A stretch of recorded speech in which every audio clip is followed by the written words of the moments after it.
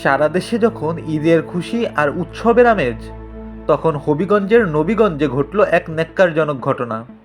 ঈদের নামাজ শেষ হতে না হতেই রণক্ষেত্রে পরিণত হলো চকশঙ্করপুর গ্রাম।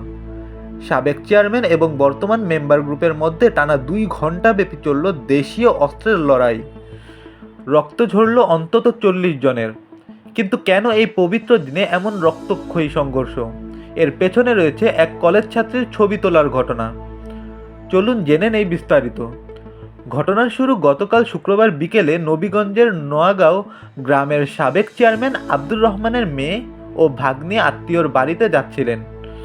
অভিযোগ উঠেছে, পথে বাজিতুল্লাহ মেম্বারের পক্ষের কয়েকজন যুবক মোবাইল দিয়ে তাদের ছবি ও ভিডিও ধারণ করে। এই ঘটনাকে কেন্দ্র করেই দুই পক্ষের মধ্যে উত্তেজনার দানা বাঁধে। আজ শনিবার পবিত্র ঈদ উল ফিতরের নামাজ শেষে সেই উত্তেজনা রূপ নেয় ভয়াবহ সংঘর্ষে। দুই পক্ষই দেশীয় অস্ত্রশস্ত্র নিয়ে একে অপরের উপর ঝাঁপিয়ে পড়ে। দীর্ঘ 2 ঘন্টার এই তাণ্ডবে আহত হয়েছেন অন্তত 40 জন। খবর পেয়ে পুলিশ ঘটনাস্থলে গিয়ে পরিস্থিতি নিয়ন্ত্রণে আনে। আহতদের দ্রুত বাহুবল উপজেলা স্বাস্থ্য কমপ্লেক্স ও হবিগঞ্জ সদর হাসপাতালে ভর্তি করা হয়েছে। তবে সবচেয়ে আশঙ্কাজনক খবর হলো, সালিশ পক্ষের বশর উল্লাহ নামে একজন গুরুতর আহত হওয়ায় তাকে সিলেট ওসমানী মেডিকেলে স্থানান্তর করা হয়েছে।